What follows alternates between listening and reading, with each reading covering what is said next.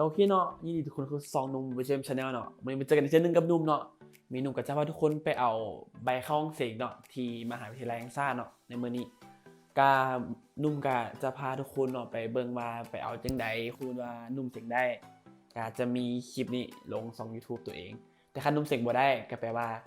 ชมมีคลิปนี้ก็แปลว่าเป็นการทายเลยเนาะโอเคไปเจอกันนั้นกันอย่าลืมกดไลค์กดแชร์กด Subscribe ให้หนุ่มนะครับไปเบิ่งนำกันเลยไปกัน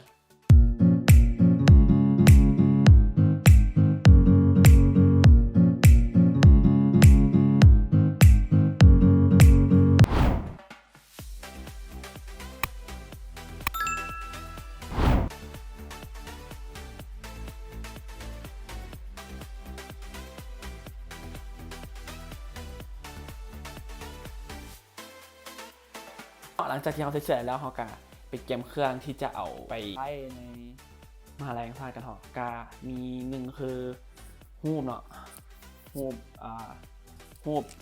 เสียงม.7เนาะแล้วก็ใบเข้าห้องเสียงเนาะของม.7ที่กันก็น่าจะประมาณนี้แล้วก็มีเงินอีกน้อยนึงแล้วก็ก่อนเขาจะเอาพวกนี้ไปเนาะเขาก็จะไปกินข้าวแล้วก็เกี่ยมขึ้นรถแล้วก็เกี่ยมไปม.2กันเลยเนาะจากนั้นเข้าไปเบิ้งต่อเลย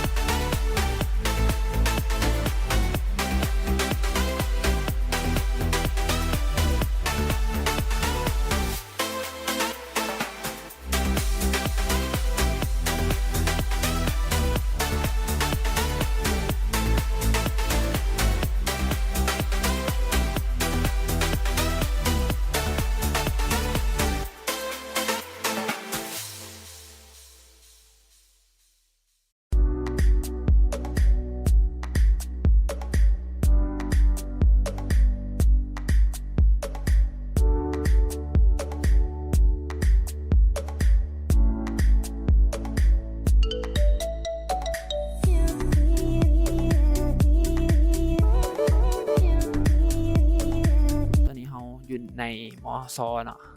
ตอนนี้เขาอยู่สโมสรใหญ่เดี๋ยวเขาจะเข้าไปเนาะว่าจะมีคนหลายปานใดเนาะ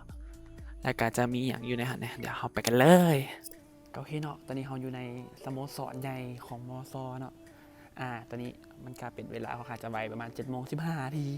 เขามาคนละบิดเลยแต่ประมาณนี้เนาะเดี๋ยวเขาท่าคนมาหลายกันอีกก่อนเนาะตอนนี้ก็แมนเขามาเบิ่งป้องบริการเนาะ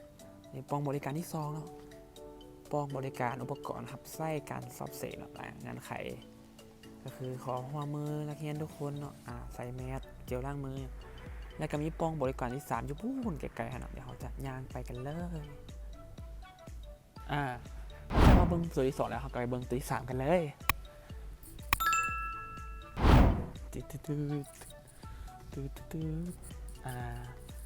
นี่แหละป้องบริการที่3ของเขานี่เนาะนี่ป้องบริการการจ่ายค่าธรรมเนียมเนาะเพื่อสอบเสียงเนาะนั่นแหละประมาณนั้น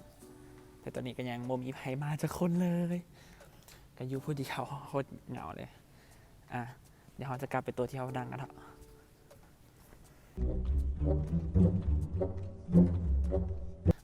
ตอนนี้เขาก็จะ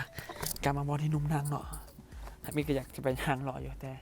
เนื่องจากบ่เคยมานะครับบ่อยากไปรอใส่น้ำแต่เวลามันค่อนข้างจะไวนะก็เลยคิดว่านี่อ่านบทเรียนดีกว่ากับปื้มวรรณคดีม.4 เนาะอ่านเรื่องกองมาที่2เนาะเนื่องจากเรื่องนี้เป็นเรื่องที่ทางสุวรรณธร บุพานุวงศ์พูดแต่งก็เลยอาจจะออกเสียงในบทม.ส.ถามตัวละครอย่างประมาณนี้เดี๋ยวตัวนุ่มขอไปอ่านบทเรียนกันเนาะไปโอเคเนาะตอนนี้ก็เริ่มมีคนมาเนาะมีทั้งนุ่มแล้วก็ผู้หญิง4 คนแล้วก็ผู้ชายเดี๋ยว เราไปถ่ายต่อกันเลยไปโอเคเนาะตอนนี้เฮากะมาอยู่ในสโมสรเธอเก่าเนาะแต่ตอนนี้เฮาก็ได้เขียนแบบฟอร์มได้แล้วเนาะคูปองบริการเลข2ที่เฮาเว้าเมื่อกี้มีแต่จักหน่อยเฮากะจะต้องจ่ายเงินในการเอกสารอยู่ที่ปองบริการหมายเลข3เนาะเดี๋ยวตอนนี้สิไปจัดการนำเดี๋ยวเฮาไปทาเบิ่งกันเลยหลังจากที่ตอนนี้เฮาเขียนแบบฟอร์มจ่ายเงินปอง3แล้ววันนี้เราจะมากดเอกสารอยู่ปอง4เนาะเดี๋ยวเราจะไปเบิ่งกันที่ปอง4อะไรเนาะไปตอนนี้กำลังกดสอบเอกสารเนาะอยู่ที่ห้องหมายเลข4เนาะรอดังไลน์ไว้แล้วเนื่องจากกำลังกดสอบเอกสาร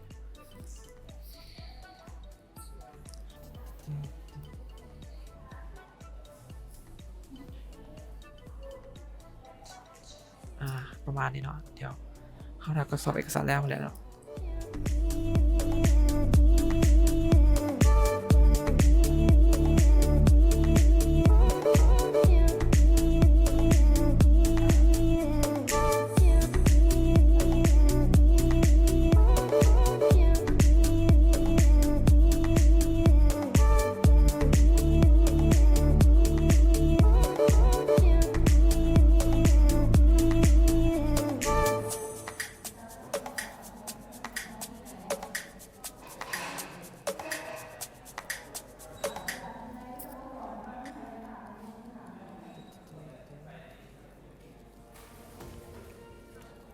ด้วยเข้าใจหลังจากที่เขาสมัครแล้วเนาะที่ปองบริการหมายเลข4เนาะแล้วก็จำกาอย่างเรียบร้อยเขาก็จะได้เจียนี่ใบสอบเซ็งเนาะใบสอบเซ็งวันที่29เดือน8 2020เนาะที่โรงเรียนมิตรภาพเวียงจันทน์โฮจิมินห์เนาะตึก A เนาะถ้าคลิปนี้ได้ไปต่อหรือว่าได้ลงก็แปลว่าเซ็งได้เนาะโอเคเนาะเจอกันวันนี้ก็มาเสียงที่เวียงจันทน์โฮจิมินห์เนาะในห้องเบอร์ที่23วันนี้ก็เก็บตัวมาดีทั้งพระปิป้าทั้งสอแล้วก็ยังมีใบเข้าห้องเสียบเนาะที่ห้องเสียงอยู่ชั้น4พุ่นโคตรสูงเลยประมาณนั้นมีแต่เสียงได้ไปแล้วก็ติดตามไว้เนาะอาจจะมืดๆนิดนึงเนาะแต่ก็มาเบิ่งกันเนาะที่เสียงได้ก็บ่ฮู้เนาะอยากว่าสิเป็นเนาะถ้าเบิ่งตอนแรงกันเนาะ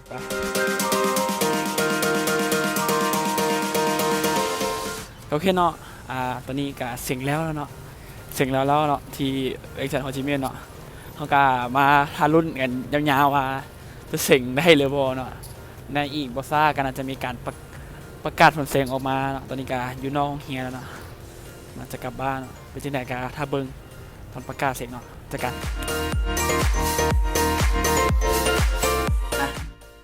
มื้อนี้ก็แม่นมื้อที่